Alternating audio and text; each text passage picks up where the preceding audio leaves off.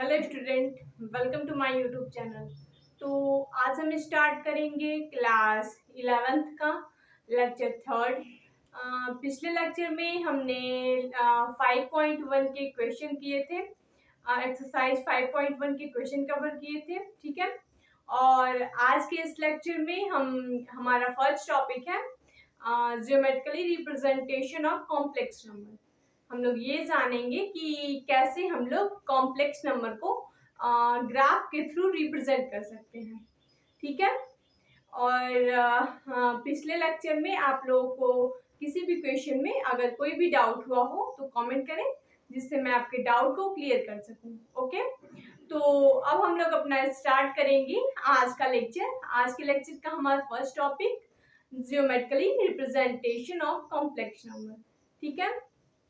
तो हम लोग ये जानेंगे कि कैसे हम लोग कॉम्प्लेक्स नंबर को ज्योमेट्रिकल पे रिप्रेजेंट करते हैं।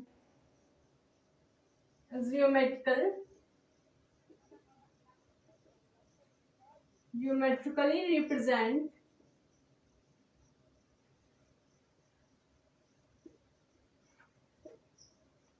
Geometrically representation of complex number.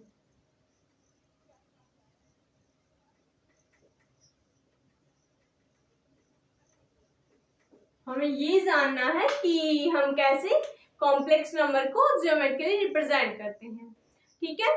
तो हम लोग देख सकते हैं, हम लोग एक ग्राफ के थ्रू देखेंगे।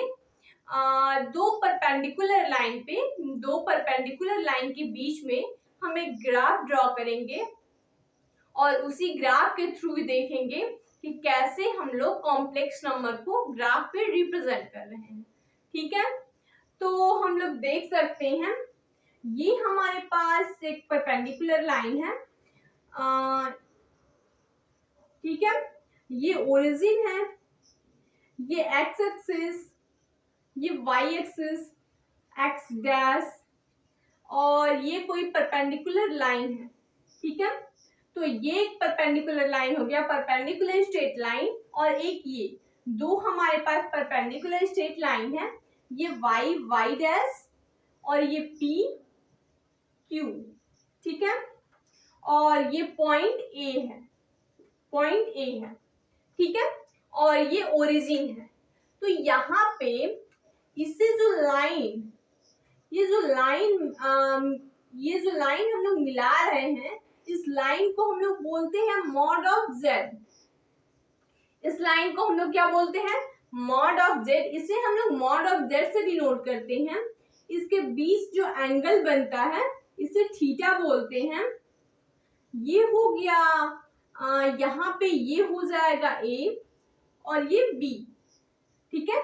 इसकी लेंथ ए और एपी की लेंथ बी। इसके बाद इससे जो हम लोग लाइन ड्रॉ कर रहे हैं, यहाँ पे मिलेगा हमें mod of bar Z, Z bar, जो कॉन्जुगेट कॉम्प्लेक्स नंबर होता है, ठीक है।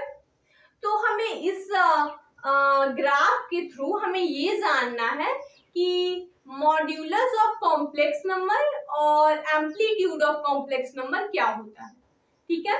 इस ग्राफ के थ्रू हमें यही जानना था कि modulus of complex number and amplitude of complex number क्या होता है।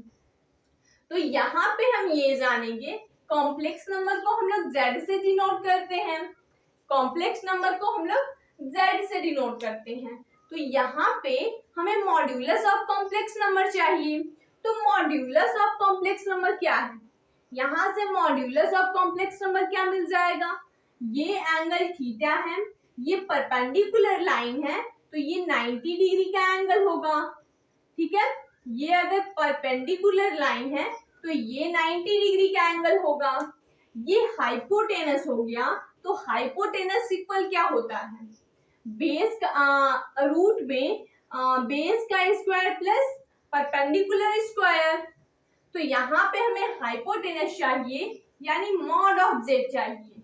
कॉम्प्लेक्स नंबर का मॉड्यूलस ऑफ कॉम्प्लेक्स नंबर चाहिए। तो यहाँ से हम क्या कर सकते हैं? ये हम कर सकते हैं रूट में A square plus B square. Base का स्क्वायर प्लस परपेंडिकुलर स्क्वायर। हमें अगर हाइपोटेनस चाहिए होता है तो हम लोग पाइथागोरस थ्योरम यूज करते हैं, उससे हमें क्या मिलता है, hypotenuse equal perpendicular under root perpendicular square plus base का स्क्वायर। ठीक है, तो यहाँ पे जो हाइपोटेनस है यही हमारा मॉड्यूलस ऑफ कॉम्प्लेक्स नंबर है। ठीक है, यहाँ पे जो हाइपोटेनस है यही मॉड्यूलस ऑफ जेड है, मॉड्यूलस ऑफ कॉम्प्लेक्स नंबर। तो यहाँ से हमें हमारा फर्स्ट पॉइंट तो मिल गया, मॉड्यूलस ऑफ कॉम्प्लेक्स नंबर। अब हमें चाहिए एम्पलीट्यूड ऑफ कॉम्प्लेक्स नंबर। ठीक है, तो एम्पलीट्यूड ऑफ कॉम्प्लेक्स नंबर हम लोग थीटा से डिनोट करते हैं। ठीक है, एम्पलीट्यूड ऑफ कॉम्प्लेक्स नंबर को थीटा से डिनोट करते हैं, तो हमें यहां से थीटा की वैल्यू चाहिए।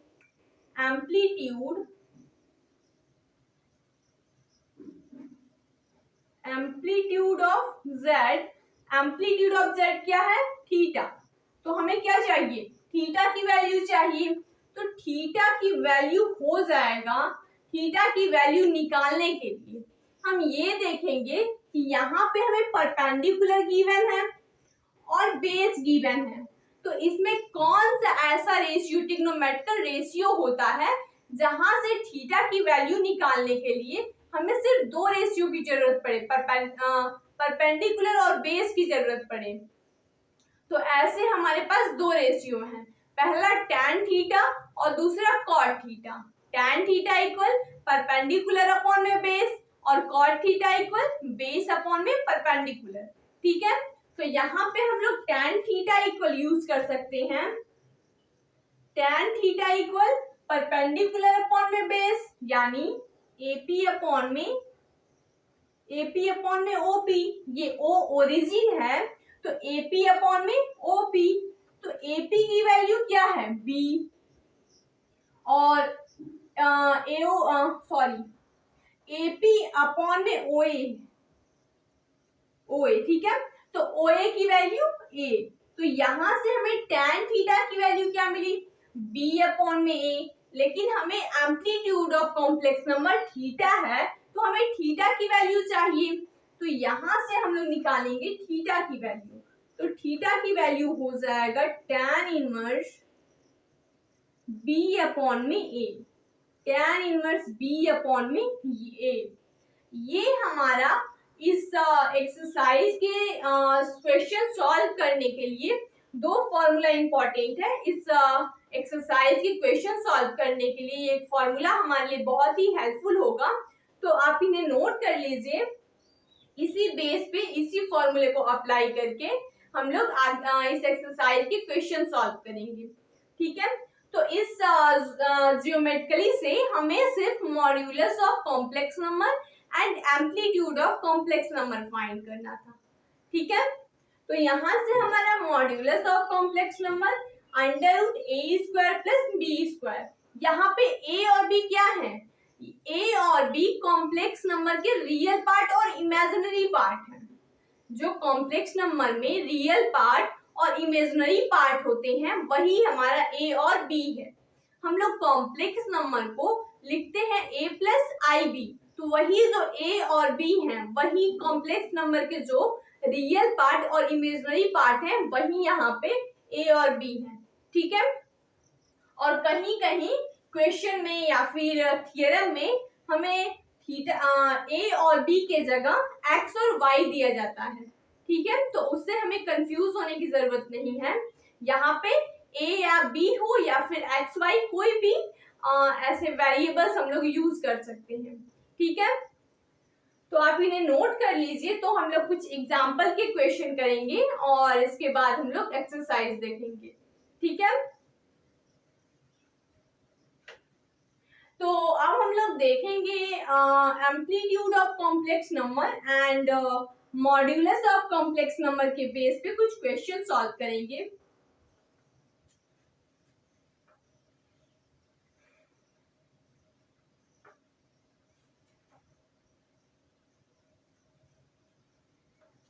यहाँ पे हम लोग एग्जाम्पल ले सकते हैं।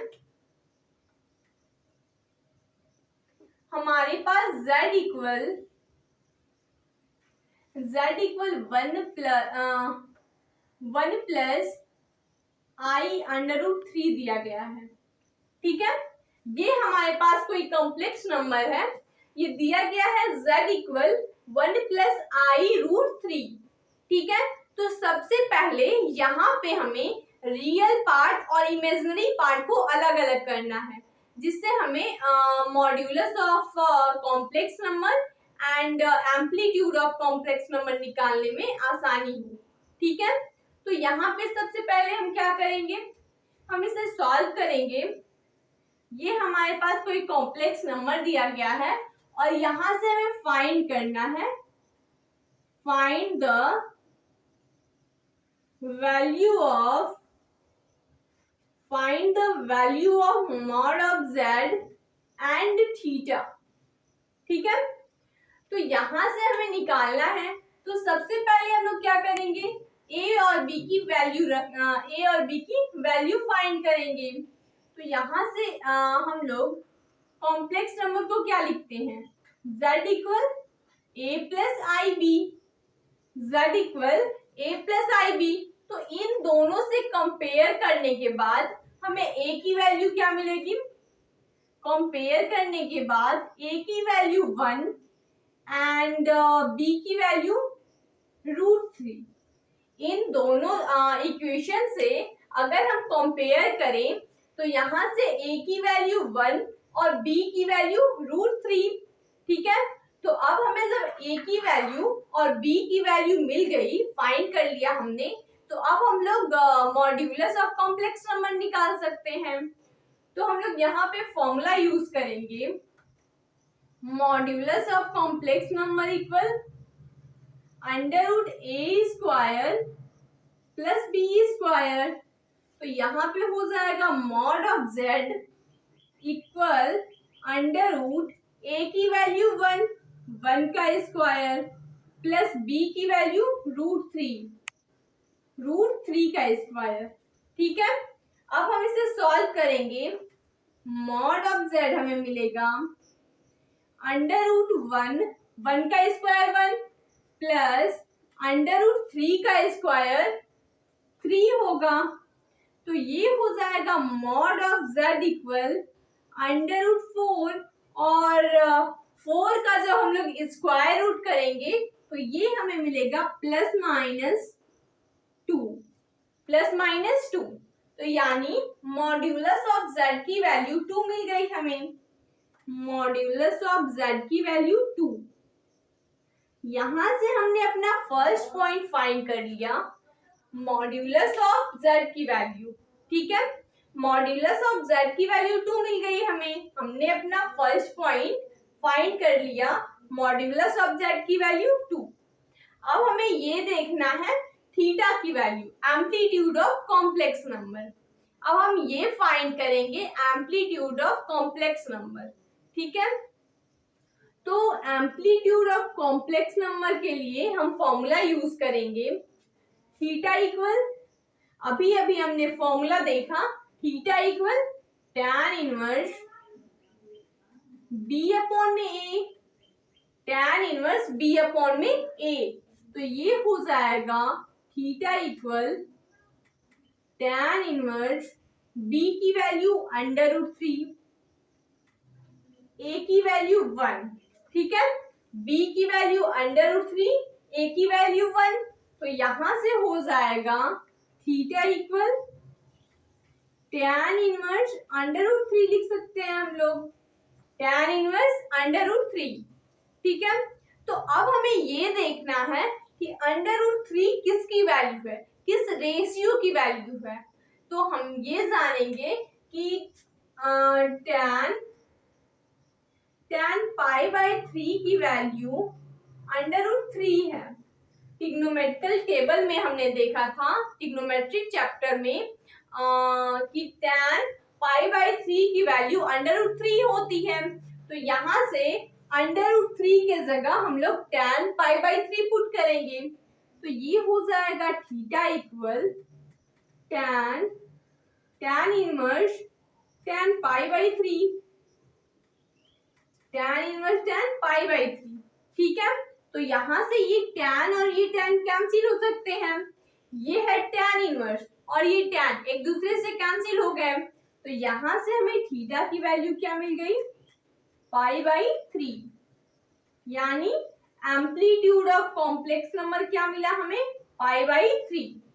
ठीक है, तो ऐसे ही यही amplitude of complex number and modulus of complex number के फॉर्मूला अप्लाई करके हम लोग क्वेश्चन का सलूशन निकाल सकते हैं। ठीक है, तो ऐसे जब भी हमारे पास क्वेश्चन हो हमें बस फॉर्मूला अप्लाई करना है। सबसे फर्स्ट काम कि ए और बी की वैल्यू फाइंड करनी है, उसके बाद फॉर्मूले में उनकी वैल्यू पुट करनी है, जहां से हमें सॉल्यूशन आसानी से मिल जाएगा।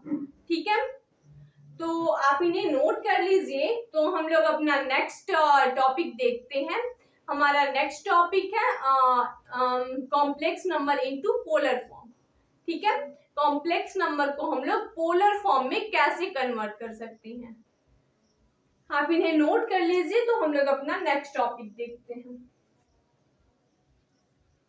अब हम लोग ये देखेंगे कि कैसे हम लोग कॉम्प्लेक्स नंबर को पोलर फॉर्म में कन्वर्ट कर सकते हैं।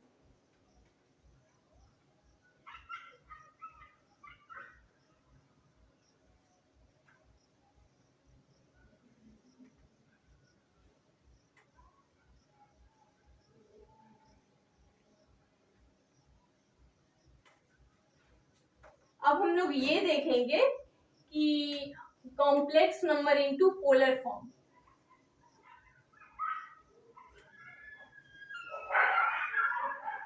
कॉम्प्लेक्स नंबर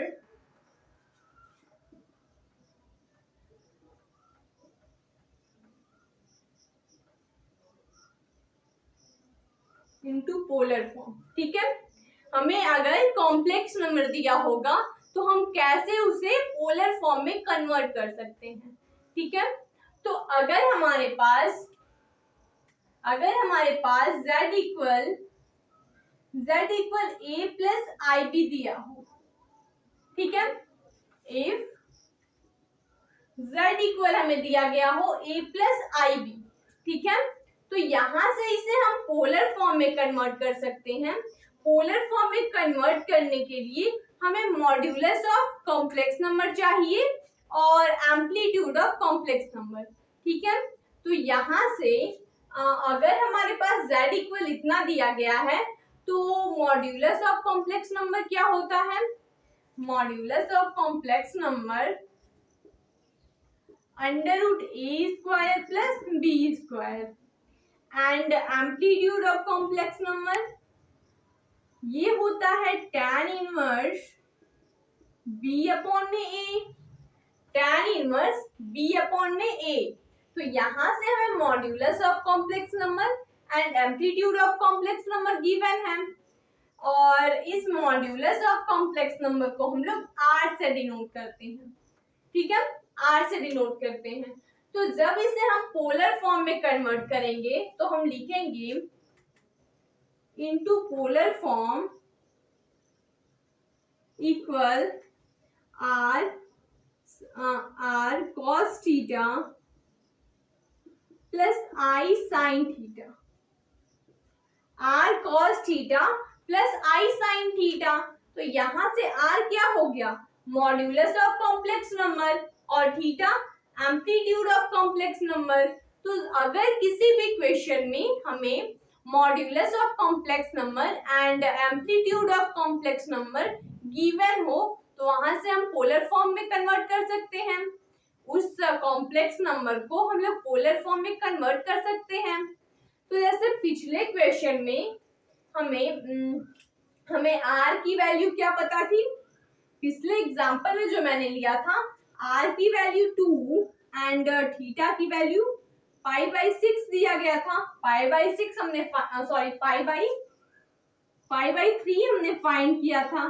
तो अगर हम इसे पोलर फॉर्म में कन्वर्ट करते तो ये क्या हो जाता, पोलर फॉर्म में अगर हम इसे कन्वर्ट करते तो ये हो जाता 2 cos π/3 प्लस I sin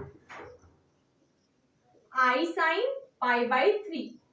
ठीक है, अगर हम पिछले क्वेश्चन जो हमने लिया था z इक्वल 1+i√3, पिछला क्वेश्चन हमने लिया था 1+i√3, तो इससे जो हमने modulus of complex number and amplitude of complex number जो हमने निकाला था, वहां से अगर उसे हम पोलर फॉर्म में कन्वर्ट करते तो क्या होता 2 cos π/3 प्लस i sin π/3। ठीक है, तो हम लोग एक दो एग्जाम्पल के क्वेश्चन करेंगे कि कैसे हम लोग कॉम्प्लेक्स नंबर को पोलर फॉर्म में कन्वर्ट करते हैं, उसके बाद हम लोग एक्सरसाइज के क्वेश्चन देखेंगे। ठीक है,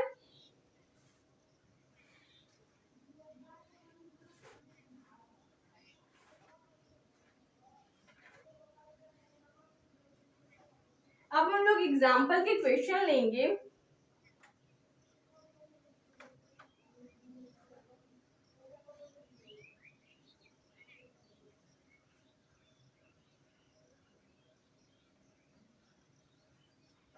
हमारे पास एग्जाम्पल सेकंड है।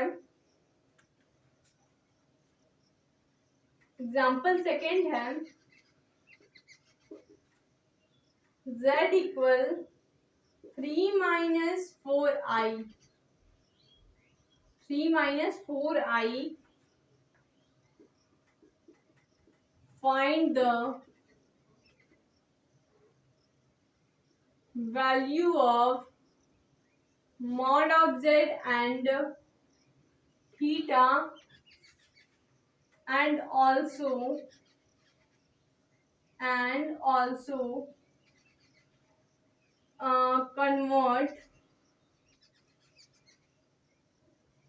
convert into polar form। ठीक है, यहाँ पे हमारे पास एग्जाम्पल सेकंड है, z इक्वल दिया गया है, यहाँ पे हमें कोई कॉम्प्लेक्स नंबर दिया गया है z इक्वल 3 - 4i। यहाँ से find the value of mod of z and theta and also convert into polar form. इस कॉम्प्लेक्स नंबर का सबसे पहले हमें मॉड्यूलस निकालना है, उसके बाद एम्पलीट्यूड, और उसके बाद इसे हमें कन्वर्ट करना है पोलर फॉर्म में। ठीक है, तो सबसे पहले यहाँ पे हम लोग मॉड्यूलस निकालेंगे इसका। तो हम लोग इसे सॉल्व कर सकते हैं, z इक्वल 3 इसे हम लिख सकते हैं i4। ठीक है, इसके हम कंपेयर करेंगे, हम लोग z इक्वल लिखते हैं a प्लस आई बी। ठीक है, z equal a plus i b. तो मैंने सेकेंड लेक्चर में या फिर फर्स्ट लेक्चर में ही आप लोगों को बताया था कि अगर हमारा कॉम्प्लेक्स नंबर अगर इक्वल हो तो उसके रियल और इमेजिनरी पार्ट वो भी आपस में इक्वल होते हैं। मैंने आप लोगों को फर्स्ट लेक्चर में ही अलजेब्रिक और कॉम्प्लेक्स नंबर के पॉइंट में बताया था कि अगर हमारा कॉम्प्लेक्स नंबर, अगर हमें दो कॉम्प्लेक्स नंबर दिया जाए और दोनों कॉम्प्लेक्स नंबर आपस में इक्वल हो तो उनके जो रियल और इमेजिनरी पार्ट है वो भी आपस में इक्वल होंगे। ठीक है, तो इन दोनों इक्वेशन से हमें कंपेयर करने पर a की वैल्यू, इन दोनों इक्वेशन को कंपेयर करने से a की वैल्यू मिली 3 एंड b की वैल्यू -4। इन दोनों इक्वेशन को हमने कंपेयर किया तो हमें a की वैल्यू 3 मिली और b की वैल्यू -4। ठीक है, तो अब यहाँ से हम लोग इसे यहाँ से हम लोग इसके मॉड्यूलस और एम्पलीट्यूड निकाल सकते हैं। जब हमें a और b की वैल्यू फाइंड है, गिवन है, तो हम लोग मॉड्यूलस एंड एम्पलीट्यूड निकाल सकते हैं। तो हम लोग सबसे पहले मॉड्यूलस ऑफ z निकालेंगे। मॉड्यूलस ऑफ z के लिए फॉर्मूला √a² प्लस b², तो ये हो जाएगा mod of z equal a² 3² plus b की वैल्यू -4, ठीक है। z हो जाएगा √3 का स्क्वायर 9 प्लस -4 का square 16, mod of z equal 9 plus 16 25, तो स्क्वायर रूट निकालेंगे तो +-5, यानी मॉड ऑफ z की वैल्यू +-5। अब हमें मॉड्यूलस ऑफ z की वैल्यू तो मिल गई, मॉड ऑफ z क्या मिला हमें 5, और इस मॉड ऑफ z को हम किससे डिनोट करते हैं r से, यानी r की वैल्यू भी 5, ठीक है। अब हमें चाहिए थीटा की वैल्यू, थीटा की वैल्यू चाहिए, थीटा इक्वल होता है tan इनवर्स b अपॉन में a, तो ये हो जाएगा theta equal tan inverse b की वैल्यू -4, a की वैल्यू 3, tan इनवर्स -4/3, ठीक है।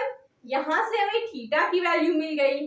अब हमें क्या चाहिए, अब हमें जब हमें मॉड ऑफ z पता है, यानी r की वैल्यू गिवन है और थीटा की वैल्यू गिवन है, तो यहां से इस कॉम्प्लेक्स नंबर को हम लोग पोलर फॉर्म में कन्वर्ट कर सकते हैं। तो हम लोग कन्वर्ट करेंगे, ये थीटा इक्वल tan इनवर्स -4/3, तो अब हम लोग कन्वर्ट करेंगे चेंज इनटू पोलर फॉर्म, तो ये हो जाता है r cos theta plus i sin theta, r cos theta plus i sin theta, तो ये हो जाएगा इक्वल r की वैल्यू 5 cos थीटा की value tan inverse -4/3 plus i sin theta की वैल्यू tan इनवर्स -4/3, ठीक है। तो ये हो गया, इस कॉम्प्लेक्स नंबर को हमने पोलर फॉर्म में कन्वर्ट कर दिया, ठीक है। तो ऐसे ही जब हमारे पास मॉड्यूलस ऑफ कॉम्प्लेक्स नंबर और amplitude of complex number given हो, तो हम लोग पोलर फॉर्म में कन्वर्ट कर सकते हैं, ठीक है। तो ये हमारा एग्जाम्पल था, एग्जाम्पल सेकंड। अब हम लोग एक्सरसाइज इक्वेशन करेंगे, एक्सरसाइज 5.2 की क्वेश्चन, ठीक है।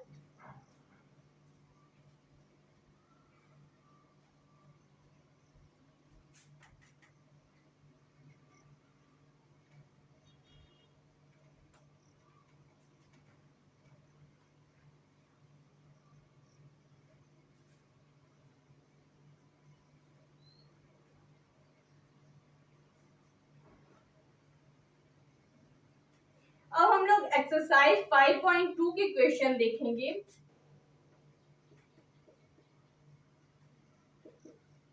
एक्सरसाइज 5.2, ठीक है। क्वेश्चन फर्स्ट है हमारे पास, find the modulus of z, find the value of mod of z and theta where z equal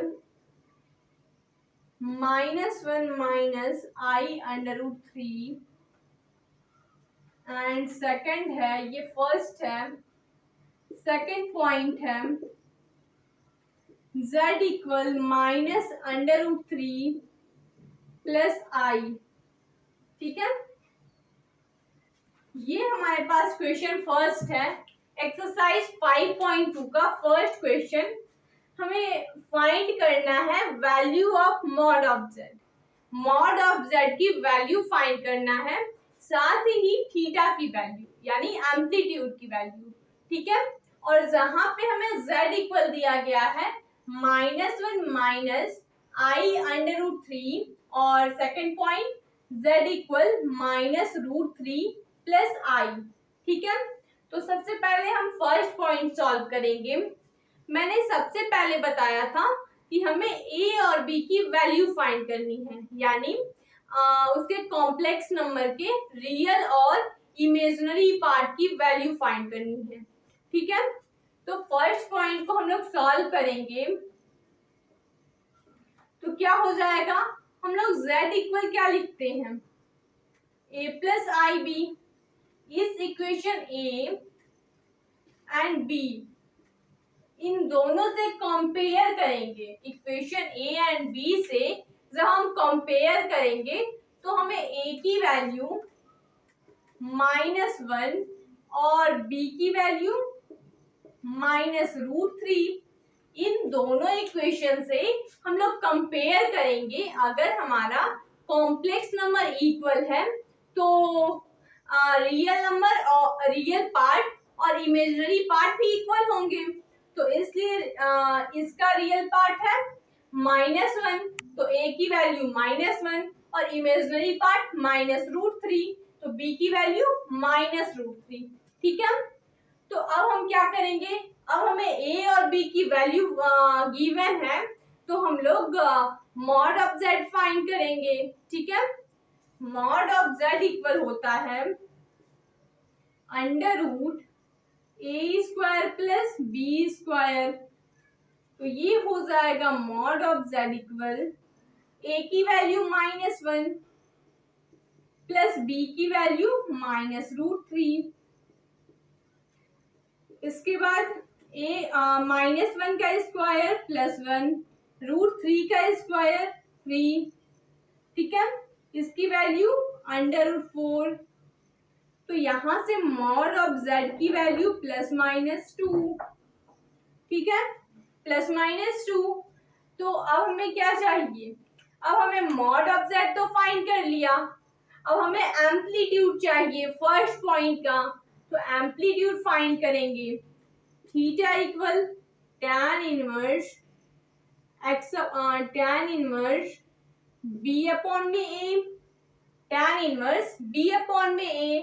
तो यहां से b की वैल्यू -√3 और a की वैल्यू -1, ये माइनस माइनस से कैंसिल, ये हो जाएगा थीटा की value tan inverse √3।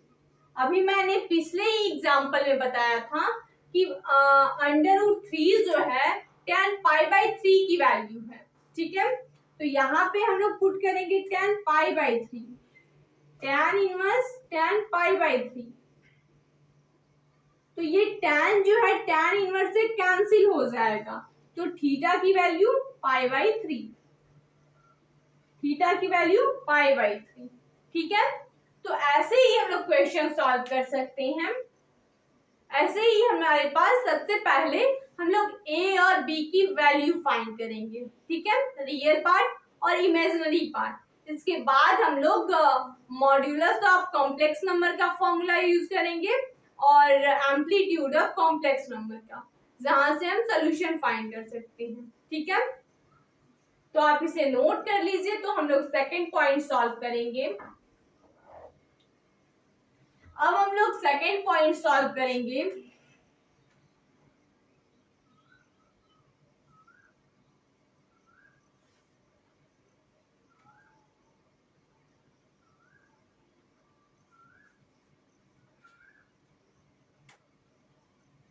Second point है हमारे पास z इक्वल -√3 प्लस आई। ठीक है, तो यहाँ पे भी हम वही इक्वेशन पुट करेंगे, हम इसे सॉल्व करेंगे। z इक्वल हम लोग लेट करेंगे z equal a plus i b.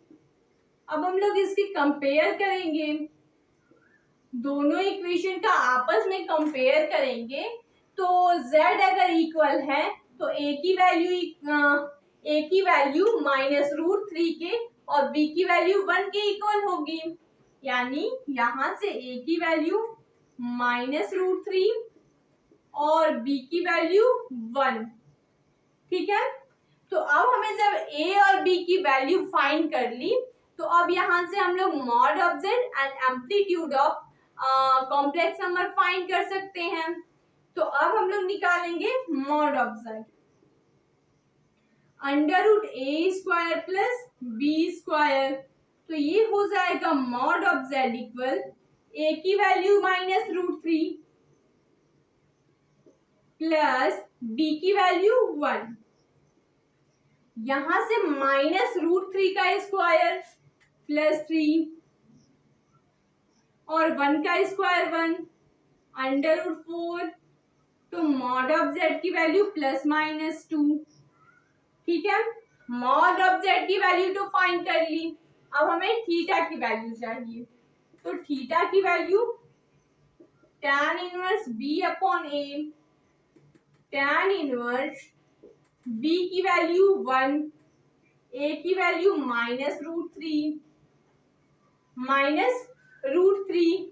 तो यहाँ पे हम लिख सकते हैं थीटा की value tan inverse minus 1 upon root 3। ठीक है, tan inverse minus 1 upon root 3।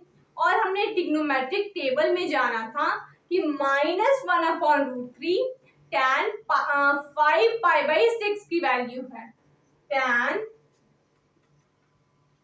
5 pi by 6 की वैल्यू माइनस 1 अपॉन रूट 3 होता है। ये हमने ट्रिग्नोमेट्रिक फंक्शन वाले चैप्टर में ट्रिग्नोमेट्रिक टेबल में जाना था।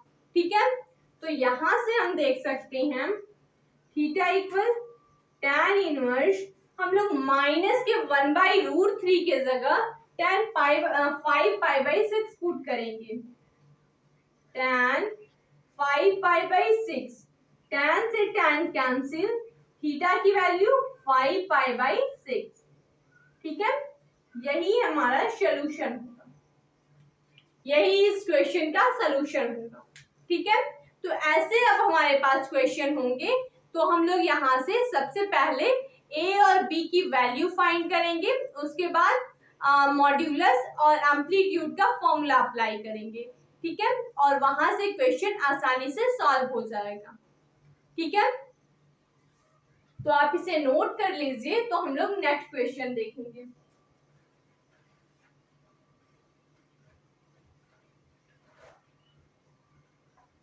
अब हम लोग देखेंगे नेक्स्ट क्वेश्चन।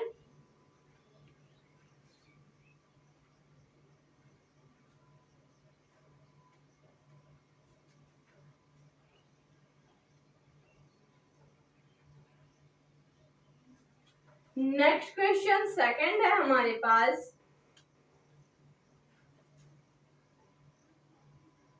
क्वेश्चन सेकंड है send into polar form।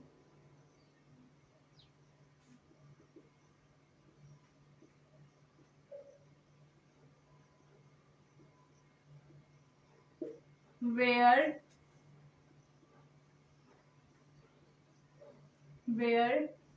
first है z इक्वल 1 माइनस आई, सेकेंड है -1 प्लस आई, थर्ड है z इक्वल, ये z इक्वल है z equal i minus 1 upon में cos pi by 3 plus i sign pi by 3।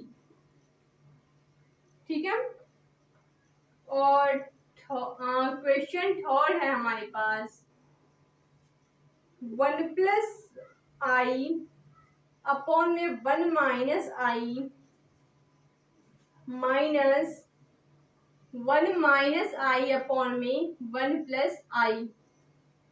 Question 4 है हमारे पास, ये z की वैल्यू है। क्वेश्चन 4 है z equal 1 plus 3i upon में 1 माइनस 2i। ठीक है, ये हमारे पास क्वेश्चन है। सारे क्वेश्चन को पोलर फॉर्म में कन्वर्ट करना है। ये हमें कॉम्प्लेक्स नंबर में दिया गया है और इन्हें हमें पोलर फॉर्म में कन्वर्ट करना है, ठीक है। तो फर्स्ट क्वेश्चन हम देखें, सेकंड क्वेश्चन देखेंगे, send into polar form where z equal 1 minus I, ठीक है, z की वैल्यू 1 माइनस आई। तो यहाँ पे हम देख सकते हैं, इसे हम सॉल्व कर सकते हैं। सबसे पहले हम क्या करेंगे, पोलर फॉर्म में कन्वर्ट करना है। तो पोलर फॉर्म के लिए हमें r की वैल्यू चाहिए और थीटा की वैल्यू। तो r क्या होता है, mod of z, mod of z को ही हम लोग r से डिनोट करते हैं। तो यहाँ पे सबसे पहले अगर हमें r की वैल्यू चाहिए तो r की वैल्यू निकालने के लिए a और b की वैल्यू चाहिए, रियल नंबर और इमेजिनरी नंबर, रियल पार्ट और इमेजिनरी पार्ट चाहिए। तो सबसे पहले हम लोग रियल पार्ट और इमेजिनरी पार्ट फाइंड करेंगे। क्वेश्चन नंबर सेकंड का पॉइंट फर्स्ट हम लोग सॉल्व करेंगे। फर्स्ट पॉइंट क्या है, z इक्वल 1 माइनस आई, ठीक है। क्वेश्चन नंबर सेकंड का first part z equal 1 minus I. तो अब हो जाएगा, हम लोग इसे सॉल्व करेंगे, हम लोग लेट करेंगे z equal a plus i b और इन दोनों की कंपेयर करेंगे।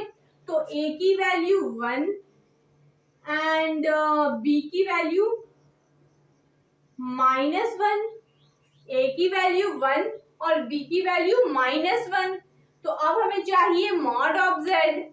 तो यहां से हो जाएगा mod of z equal √a² plus b²। Mod of z की वैल्यू √a की वैल्यू 1 का स्क्वायर प्लस b की वैल्यू -1 का square. Mod of z equal 1 का स्क्वायर 1 प्लस -1 का स्क्वायर 1। यहां से मॉड ऑफ z की वैल्यू √2, मॉड ऑफ z की वैल्यू √2 मिला हमें, ठीक है। अब हमें चाहिए थीटा की वैल्यू, जिससे हम इसे पोलर फॉर्म में कन्वर्ट कर सकें। तो अब हम लोग निकालेंगे थीटा इक्वल होता है tan inverse b upon a।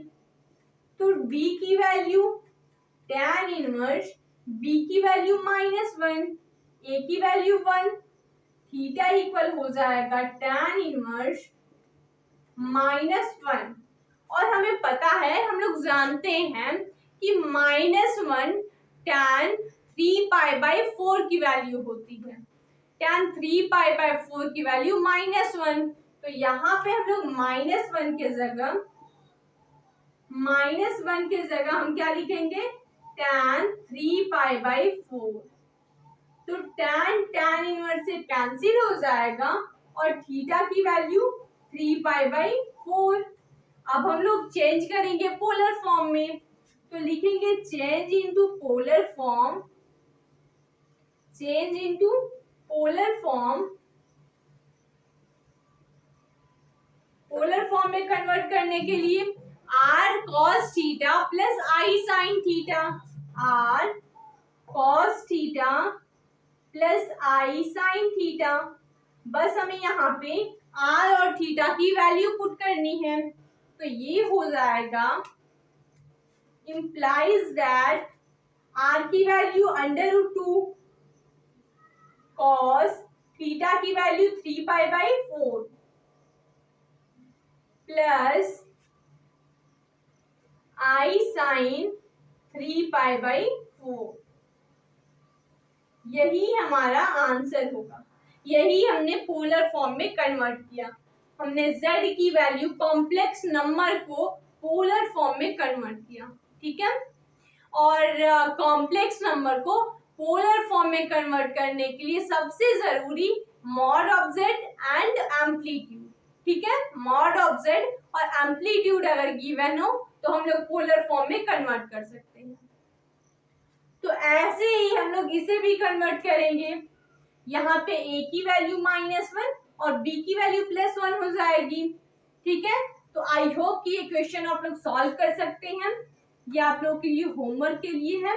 जिनका भी आंसर आए वो कमेंट बॉक्स में रिप्लाई दें, ठीक है। और जिन्हें कोई डाउट हो वो कमेंट करें, जिससे मैं उनके डाउट को क्लियर कर सकूं। तो अब हम लोग देखेंगे थर्ड पॉइंट, ठीक है। थर्ड पॉइंट क्या है, z equal i minus one upon में cos pi by three plus i sine pi by three. तो इसे हमें कन्वर्ट करना है पोलर फॉर्म में। ये है कॉम्प्लेक्स नंबर में और इसे हमें पोलर फॉर्म में कन्वर्ट करना है, ठीक है।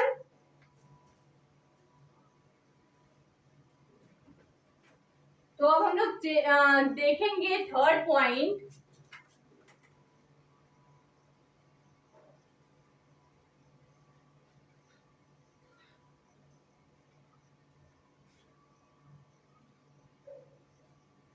क्वेश्चन सेकंड का थर्ड पॉइंट हम लोग देखेंगे।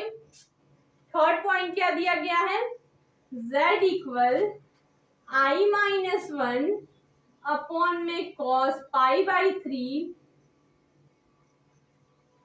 Plus i sine pi by three. तो हम इसे सॉल्व करेंगे।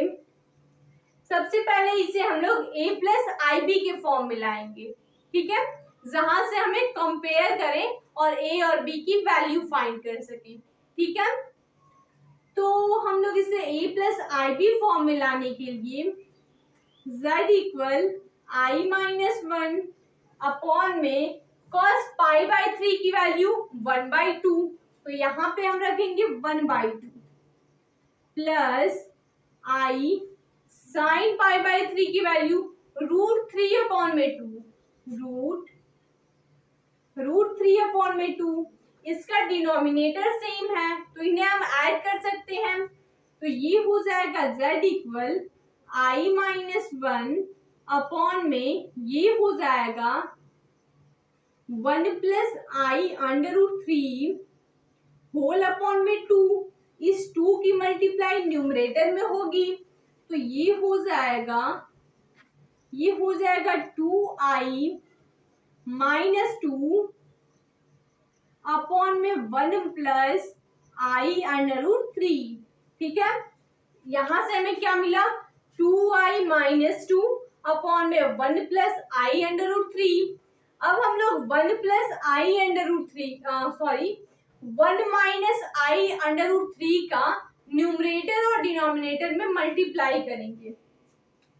यहां से हम लोग करेंगे 1 माइनस आई √3 अपॉन में 1 माइनस आई √3, ताकि ये अगर डिवाइड हो तो इस क्वेश्चन में हमें कोई भी चेंज ना हो, ठीक है। तो इसके बाद क्या होगा, इसकी मल्टीप्लाई इससे और इसकी मल्टीप्लाई इससे करेंगे तो ये हो जाएगा 2i माइनस 2i का square √3 minus 2 plus 2i √3 upon में ये हो जाएगा 1 का स्क्वायर माइनस आई का स्क्वायर √3 का स्क्वायर, ठीक है। इसके बाद हम लोग देख सकते हैं z इक्वल मिलेगा यहां से 2i, ठीक है, ये 2i और ये 2i √3, यहां से हम लोग 2i कॉमन करेंगे तो क्या मिलेगा हमें। पहले हम इसे सॉल्व कर लेते हैं। यहाँ पे दिया गया है माइनस का 2i², तो i² की वैल्यू -1, तो ये हो जाएगा माइनस माइनस प्लस, यानी 2i plus 2 √3 minus 2 plus 2i √3, ठीक है, अपॉन में 1 का स्क्वायर 1, ये माइनस है, i² की वैल्यू ऑलरेडी माइनस होती है तो माइनस माइनस प्लस, ये हो जाएगा प्लस √3 का स्क्वायर 3 हो जाएगा। यहां से इन सब के में से हम 2 कॉमन कर लेंगे तो ये हो जाएगा 2 I plus under root 3 minus 1 plus I under root 3 उसके बाद अपॉन में 4, इस 4 से इस 2 को डिवाइड करेंगे, ये हो जाएगा 2। ठीक है, इस 2 को हम लोग कर सकते हैं z इक्वल, ये i को कॉमन करेंगे, ये हो जाएगा अंडर रूट 3 माइनस 1, और i को अगर हम कॉमन करेंगे तो प्लस i को कॉमन करेंगे, ये हो जाएगा 1 प्लस अंडर रूट 3, और इसके अपॉन में 2, इसके अपॉन में 2। ठीक है, ये 2 डिवाइड था, इसको हमने अलग अलग कर दिया, अगर हम इसे ऐड करेंगे तो फिर वही रिजल्ट मिलेगा। तो यहाँ से under root 3 minus 1 plus i 1 plus under root 3। ठीक है, तो यहाँ से हम लोग z equal a plus i b की कंपेयर करें तो a की वैल्यू अंडर रूट 3 माइनस 1/2 और b की वैल्यू अंडर रूट 3 प्लस 1/2। ठीक है, यहां से अगर हम a प्लस अगर z equal a plus i b की कंपेयर करें तो a की वैल्यू अंडर रूट 3 माइनस 1/2 और b की वैल्यू अंडर रूट 3 प्लस 1/2। ठीक है, तो यहां से हम लोग क्या करेंगे, हमें a और b की वैल्यू फाइंड हो गई, इसे हमें पोलर फॉर्म में कन्वर्ट करना है। ठीक है, तो हमें यहाँ पे मॉड ऑफ z चाहिए और थीटा की वैल्यू, वहां से हम पोलर फॉर्म में कन्वर्ट कर सकते हैं। तो आप इन्हें नोट कर लीजिए। इस ऊपर वाले क्वेश्चन को हम लोग मिटाकर यहीं पे सॉल्व करेंगे, यहाँ पे हम सॉल्व करेंगे।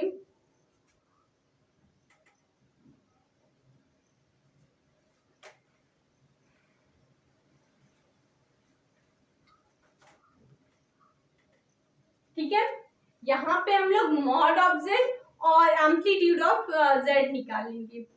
तो mod of z equal under root A square plus B square, इसके बाद mod of z under root A की value under root 3 minus 1, under root 3 minus 1 का स्क्वायर अपॉन में b प्लस b की value under root 3 plus 1 upon में 2 का square.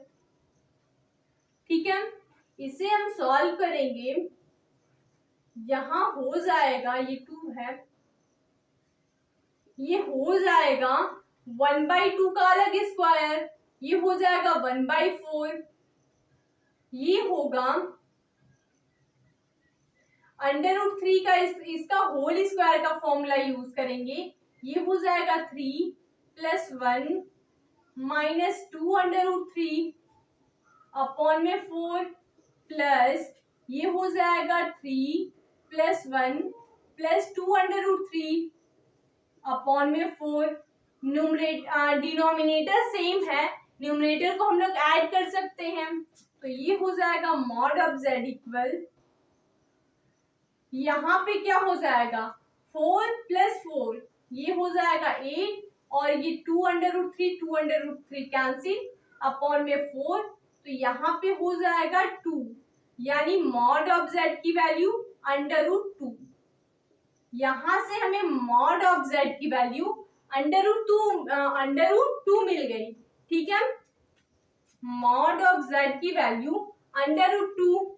अब हमें चाहिए थीटा की वैल्यू, थीटा की वैल्यू हो जाएगा b अपॉन a, b की वैल्यू रूट 3 प्लस 1/2, a की वैल्यू थीटा की वैल्यू हो जाता है tan inverse b upon a। यहां से हमें b अपॉन a क्या दिया गया है, b की value under root 3 plus 1/2, a की वैल्यू अंडर रूट 3 माइनस 1/2, ये 2:2 से कैंसल, यहाँ पे क्या मिला हमें, थीटा की value tan inverse under root 3 plus 1 upon में √3 माइनस 1, ठीक है। तो ये है हमारी वैल्यू किसकी, 75 डिग्री की। ये tan 75 डिग्री की वैल्यू है, ठीक है। 75 डिग्री को अगर हम सॉल्व करें tan 75 डिग्री को, तो उसकी वैल्यू इतना ही मिलेगा, ठीक है। तो हम लोग लिख सकते हैं थीटा की value tan inverse tan 75 degree, ठीक है। tan से tan कैंसिल, थीटा की वैल्यू 75 डिग्री। तो इससे हम लोग पोलर फॉर्म में लिख सकते हैं, change into polar form, change into polar form. तो ये हो जाएगा r cos theta plus i sin theta. तो r की वैल्यू √2 cos थीटा की value 75 degree plus i sin 75 degree, ठीक है। तो यही हो गया हमारा पोलर फॉर्म, ये है √2, ठीक है। तो ऐसे हम लोग मॉड ऑफ z और एम्पलीट्यूड ऑफ z अगर फाइंड कर लेंगे तो हम लोग पोलर फॉर्म में कन्वर्ट कर सकते हैं। ऐसे हमारे पास कोई भी क्वेश्चन हो, सभी इस एक्सरसाइज में सारे क्वेश्चन इसी बेस पर है कि हमें मॉड ऑफ z निकालना है, एम्पलीट्यूड ऑफ z और पोलर फॉर्म। तो सब में यही प्रोसेस अप्लाई करेंगे और हम लोग क्वेश्चन को सॉल्व कर सकते हैं, ठीक है। तो आई होप कि ये क्वेश्चन आप लोग सॉल्व कर सकते हैं।